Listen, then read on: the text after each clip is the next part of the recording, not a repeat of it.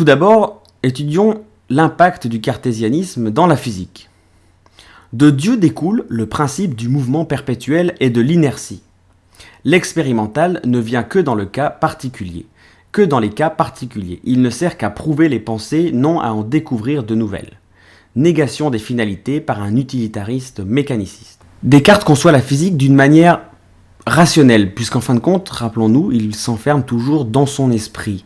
Pour lui, les expériences ne sont que des preuves de la pensée et ne permettent pas de découvrir de nouvelles choses, puisque tout se passe d'abord dans la pensée grâce à la méthode.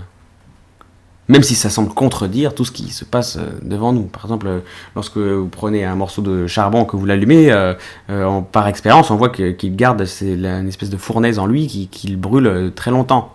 C'est une expérience, ça brûle plus longtemps qu'un morceau de papier, vous voyez. Ouais, du coup, on se dit, ah bah tiens, le charbon brûle plus longtemps que le papier. Et Descartes dit, non, ça fait oui, ça prouve ton idée, quoi, mais tu le savais déjà, en fin de compte. Vous voyez un peu l'étonnement suscité par le cartésianisme qui en vient tout de suite, qui devient tout de suite moins cartésien. Hein. La psychologie, puisque en fin de compte, la psychologie c'est l'étude de l'âme. Psyché en grec, c'est l'âme, l'esprit. L'âme est un tout complet et le corps un autre tout complet. En fait, c'est comme si nous étions constitués de deux êtres, l'être âme et l'être corps. Et Descartes conçoit une nette coupure entre les deux. En effet, nous l'avons vu, il y a une difficulté foncière dans le cartésianisme à passer de la pensée intellectuelle aux choses réelles. Donc, comment passer de l'esprit à l'étendue, ou alors l'esprit est-il de l'étendue? C'est un problème incompressible pour le cartésianisme. La connaissance n'est pas active mais passive par rapport à la volonté qui est active. C'est une autre théorie psychologique de Descartes sur laquelle nous ne nous attarderons pas. La conception cartésienne de la morale. Descartes conçoit deux genres de morale, une morale provisoire qui va servir le temps qu'on en trouve une meilleure, qui sera le deuxième genre de morale. C'est la morale du mieux vivre. Le but c'est de bien vivre, donc on va vivre de mieux en mieux. La morale définitive se constitue en trois parties. Il faut travailler avec sa raison par contemplation des vérités sur Dieu et le monde. Travailler avec sa raison par contemplation des vérités sur Dieu et le monde. Deuxièmement, posséder une ferme résolution. Et ça sera la seule et unique vertu, c'est d'avoir la résolution, la certitude que nous avons compris les idées que nous connaissons. Troisièmement, il ne faut pas désirer l'impossible et ne pas se repentir de ses erreurs. Ça peut paraître étonnant, mais en soi, l'erreur n'est pas importante. On peut même penser que le cartésianisme ne conçoit pas vraiment le mal dans les idées, dans l'esprit ou dans les choses, puisqu'il le considère simplement comme un élément qui va pouvoir lui permettre de faire cette ségrégation entre les idées et de lui permettre cette construction, cet acheminement vers la connaissance, vers la science et la sagesse. Voilà les trois éléments qui constituent la morale définitive. Travailler avec sa raison pour contempler, posséder une ferme résolution qui sera la vertu, et ne pas désirer l'impossible, c'est-à-dire ne pas s'attarder sur l'impossible. Par exemple, Descartes n'a toujours pensé qu'il était impossible de prouver la religion, de prouver la révélation, en la mettant dans une petite boîte à part de son esprit. Donc Descartes, son esprit était coupé en deux. Il y avait la partie où il allait à la messe prier, demander les grâces à Dieu, et l'autre côté où il raisonnait en refaisant le monde. Pour lui, ce n'était pas incompressible puisqu'il s'agissait de deux choses différentes. Terminons ce cours par la destinée du cartésianisme. J'entends par là ce qu'il est devenu, ce qu'il a fait, ce qu'il est, comment s'est-il développé, que peut-on dire sur lui. L'esprit cartésien, à partir de Descartes, s'est répandu comme une traînée de poudre dans le monde intellectuel. La mode était au scientisme, au scientifisme si on veut, au matérialisme, au mécanisme. Il fallait aussi rejeter tout ce qui était antique, médiéval, le Dark Age, comme on dit, le Moyen-Âge, tout ce qui était bas. Il fallait du renouveau, il fallait un élan en avant de la pensée et surtout un truc rationnel, bam, physique, bien construit, rien à voir avec toutes ces idées platonisantes sur les formes et aristotéliciennes sur la réalité. Donc le cartésianisme s'est répandu comme une traînée de poudre et jusqu'à aujourd'hui, Descartes est perçu comme un philosophe et un penseur majeur qui a fondé la philosophie moderne.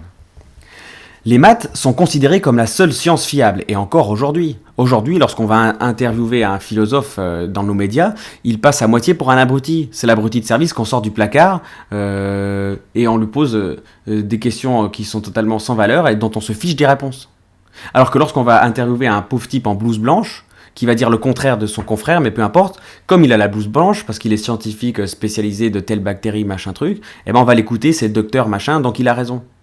Aujourd'hui, intuitivement, nous sommes tous cartésiens parce qu'on a confiance dans les blouses blanches et qu'on s'en fiche de ce que racontent les philosophes. Vous voyez ? C'est la preuve que le cartésisme a imbibé la société. Deuxièmement, le problème critique passe au premier plan de la philosophie. Le problème critique, c'est la critique en philosophie, c'est l'idée de remettre en question la façon de penser, la façon de comprendre le monde. Dans l'ancienne méthode, dans l'ancienne école, chez Aristote et ses disciples, chez Platon et leurs disciples, l'idée première de la philosophie, c'était de comprendre le monde. Alors que depuis Descartes, l'idée première de la philosophie, c'est de comprendre le raisonnement avant de comprendre le monde. On a retourné la question.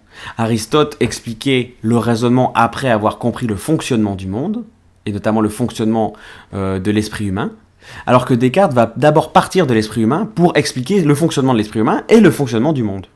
C'est la méthode inverse. Et aujourd'hui, avant de pouvoir sortir, entre guillemets, une vérité philosophique, on va d'abord vous dire, mais comment est-ce que tu peux en venir là, etc. Est-ce que tu as vraiment l'idée de ce que tu dis? Est-ce que c'est vrai? Est-ce que tes concepts sont fondés sur la réalité? Ou est-ce que ce sont des idées, etc. On part toujours de cette question critique au lieu d'en revenir au fondement réel. On est au contraire d'une philosophie bio, en fait. On est dans une philosophie préfabriquée par l'esprit. La pensée devient la seule réalité parce que Descartes ne pourra jamais faire le pont entre le réel et la raison, et la réflexion. Et dans notre vie de tous les jours, aujourd'hui, les penseurs sont encore en grande majorité idéalistes, et c'est pour ça qu'ils sont souvent tous de gauche, puisqu'il y a un certain idéal de tout le monde il est beau, tout le monde il est gentil, et une certaine morale, des droits de l'homme à outrance. Et c'est contradictoire avec le fait qu'on soit hyper libéral en économie, hyper productif, hyper high-tech, hyper organisé. Il faut savoir, soit il y a une mathématique qui s'applique partout, ou soit il y a une pensée rationnelle, une construction, un ordre, dirait Aristote, qui s'applique, soit il n'y a pas d'ordre et on ne s'en sort plus, et tout est mélangé. Donc on voit que la pratique est souvent en contradiction avec ce qu'on peut penser dans les idées. Le scientifique, on ne va pas lui dire est-ce que tu as vraiment fait un examen critique de ton opération mathématique devant toi, est-ce que les chiffres existent, est-ce que tu conçois le nombre, est-ce que tu conçois la quantité de manière philosophique. Non, le type il arrive avec sa formule égale MC2, on le croit direct, etc. Et on va utiliser les mathématiques comme étant une science certaine. Alors qu'en fait on ne s'est pas posé un seul instant la question critique. Par contre, lorsqu'il s'agit de philosophes, tout de suite, on remettra en doute, oui, c'est une opinion, oui, ceci, cela, il n'y a plus rien de réel et de fondé. Il n'y a plus rien de fondé en philosophie depuis Descartes. Par contre, en science, tout est sûr, tout est clair, tout est net. On n'a même pas le droit de remettre en doute certaines théories. Cependant, le cartésianisme souffre de difficultés fondamentales, notamment le dualisme irrésolu posé par le cartésianisme au niveau métaphysique. Impossible d'expliquer la jonction du corps et de l'âme. Comment passer de l'idée à la chose physique? La même chose en critique. Impossible d'expliquer le passage entre l'idée et la chose. De Descartes naîtra un double courant. Le rationalisme, qui va se spécifier dans le côté mathématicien, et l'empirisme, qui va se spécialiser dans le côté application physique. Le rationalisme, qui va se spécialiser dans le côté mathématique de la pensée, et l'empirisme, qui va se spécialiser dans le côté physique de la pensée cartésienne. Dans le rationalisme, nous retrouverons Spinoza, Leibniz ou Malebranche, tandis que dans l'empirisme, il y aura Locke, Berkeley et Hume. Nous aurons l'occasion de les étudier dans le deuxième cycle de philosophie. Tout philosophe est cartésien qui consent à prendre en considération le problème cartésien. Un philosophe non cartésien déclarera tout net que c'est un pseudo-problème qui doit être laissé pour compte à celui qui l'a posé, avec l'ensemble de la philosophie qui a conduit à le poser. C'est ce que nous dit Roger Verneau dans son traité de philosophie moderne. La méthode de Descartes étant l'opposé de celle d'Aristote, qui, elle, remonte du réel au connaître, entraîne une remise en cause radicale de la méthode elle-même. En effet, Descartes conçoit une méthode a priori. Et comment ne peut-on pas être amené à douter de cette méthode qui est conçue a priori? Est-ce scientifique de concevoir une méthode a priori? D'où sort cette méthode? Puisqu'en fait, quand je n'ai pas l'idée première de la méthode, j'ai l'idée première d'un cogito. Donc le cartésianisme est enfermé en lui-même. C'est pour ça qu'il ne s'agit pas d'essayer de l'expliquer ou de le développer, comme se sont attelés depuis plusieurs siècles les grands philosophes comme s'ils sont attelés depuis des siècles les grands philosophes. Mais il s'agit en fait de se dire que ce n'est peut-être pas la bonne philosophie. Et c'est pour ça que, à l'Institut aristotélicien d'études scientifiques, nous nous sommes tournés vers une autre façon de concevoir la philosophie, qui est celle proposée par Aristote.